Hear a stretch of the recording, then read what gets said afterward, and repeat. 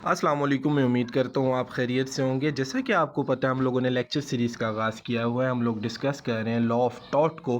पिछली वीडियोस के अंदर हम लोगों ने डिस्कस किया टॉट क्या होता है, टॉट के रिलेशनशिप्स क्या होते हैं, इंग्रेडिएंट्स क्या होते हैं, टॉट की प्रैक्टिकल एप्लीकेबिलिटी क्या होती है, टाइप्स क्या होती हैं। अगर आपने वो वीडियोज़ नहीं देखी तो आप मेरे चैनल की play list law of taught lecture series के अंदर जाकर उन वीडियोज़ को वॉच कर सकते हैं। अभी हम लोगों ने स्टार्ट किए हुए मैग्ज़म्स के कौन कौन से मैग्ज़म्स टॉट के अंदर यूज़ होते हैं। पिछली वीडियो के अंदर हम लोगों ने उबी जुस इबी रिमीडियम को डिस्कस किया। इस वीडियो के अंदर हम लोग डिस्कस करेंगे एक्सटर्पी कॉजा नॉन ऑरिटर एक्शियो। इसका मतलब क्या है? इसका मतलब ये है कि no action lies for immoral और बेसलेस कॉज।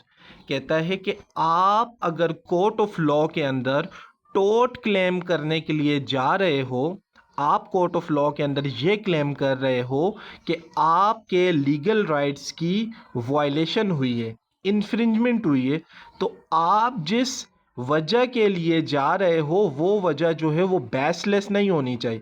यानी आपको बनाए दावा हासिल होना चाहिए, तब ही आप कोर्ट ऑफ लॉ के अंदर जाओगे और आपको उसके अगेंस्ट रेमेडी मिलेगी।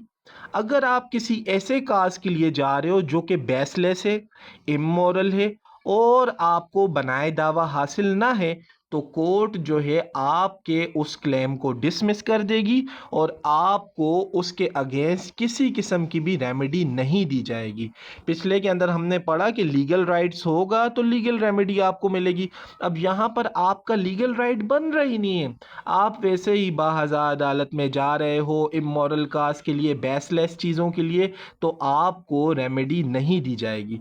सिंपली एक्सटर्पी काजा नन ऑरिटर एक्शियो का मतलब ये है no action lies for immoral और बेसलेस कॉज। ठीक है, इसकी एग्जाम्पल के लिए मैं आपको थोड़ी सी इलस्ट्रेशन पेश करता हूँ।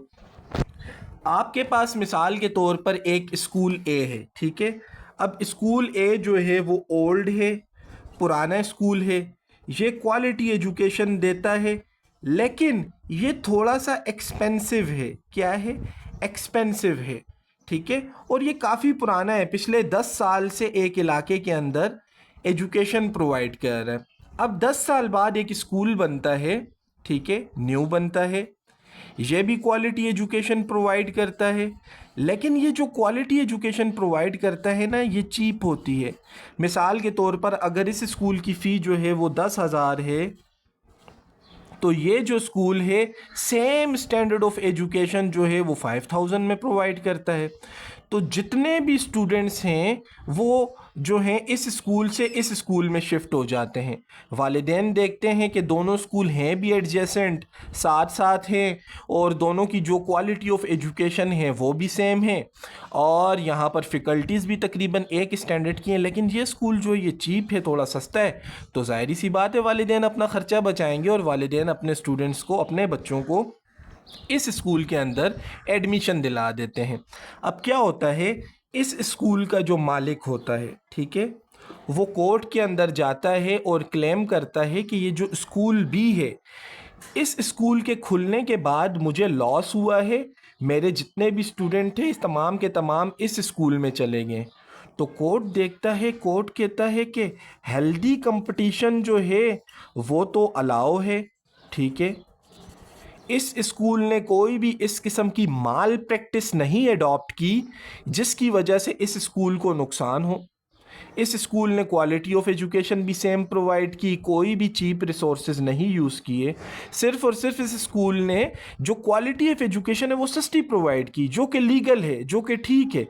तो जो स्कूल ए था, जो पुराना स्कूल था, उसका जो क्लेम था उसे कोर्ट ऑफ लॉ ने मुस्तरद कर दिया, कैंसिल कर दिया। क्यों? क्योंकि कानून कहता है हेल्दी कंपटीशन जो है वो अलाउ है।